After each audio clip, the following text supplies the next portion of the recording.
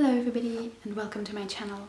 I'm Steph and I wanted to do a little book haul of some of the books that I got in Edinburgh recently while we were there for an old friend's wedding. Maybe as a little story before that, we just moved to Germany around 10 months ago, and so it's actually really difficult to find books in Germany in English which aren't also super expensive, because somehow the euro-pound conversion rate in a German bookshop seems to be around 1.5, which is not quite what I'd expected. And so I kind of haven't really been buying any English books while we've been living in Germany.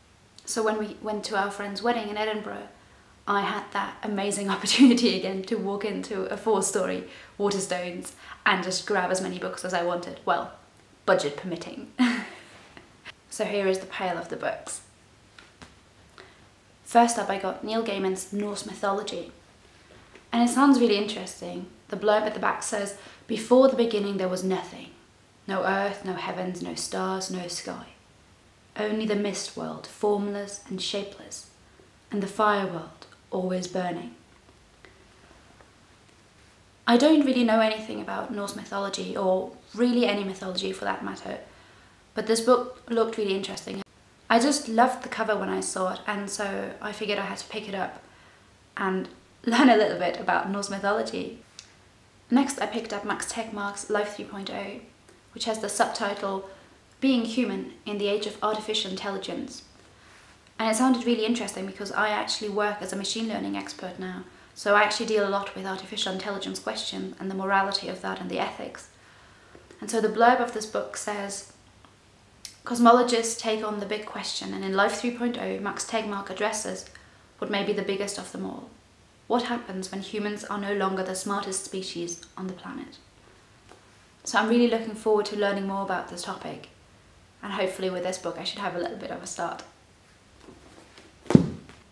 Next I got Blindness by Saramago, and the blurb of the book says, "A driver waiting at the traffic lights goes blind." I can never say this word. An ophthalmologist tries to diagnose his distinctive white blindness, but is affected before he can read the textbooks. It becomes a contagion spreading throughout the city. Trying to stem the epidemic, the authorities herd the afflicted into a mental asylum where the wards are terrorized by blind thugs. And when fire destroys the asylum, the inmates burst forth and the last links with a supposedly civilized society are snapped. No food, no water, no government, no order. This is not anarchy, this is blindness. And so I remember this book being mentioned on Sanna's channel, Books and Quilts, where she was reading it as part of the End of the World book club, or I believe she was planning to. I'm not sure she actually read it. And I'd been wanting to, I'd been reading along with some of the End of the World book club books, and I'd been wanting to read this book as well, so I was really happy to pick it up in Edinburgh. And I actually started reading it already, but then I got sidetracked, so I need to get back into it because it sounds like a really interesting premise.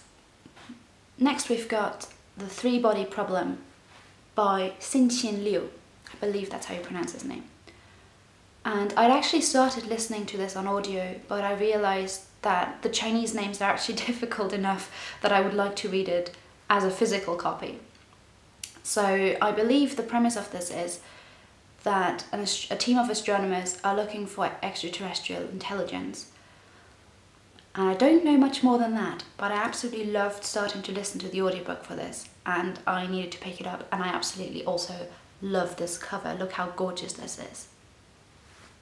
Lastly, I got From Bacteria to Bach and Back, The Evolution of Minds. And the blurb at the back says, "What is human consciousness and how did it become possible for our minds to even ask this question?" This landmark work of Daniel C. Dennet's brilliant answer, drawing on decades of philosophical and scientific insight, shows our minds evolved and created the thinking tools that make us who we are. I've been thinking a lot about minds and consciousness and what it means to be human. So when I saw this book and it mentioned bacteria, Bach and minds, I just needed to pick it up. I'd already started reading this, but then I got sidetracked.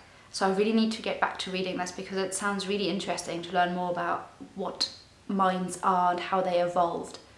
So I'm really excited to get back to this one as well. So these are all the books I got while in Edinburgh. Please let me know if you've read any of them and what your thoughts were on them. Alright, that's it for today. See you next week. Bye!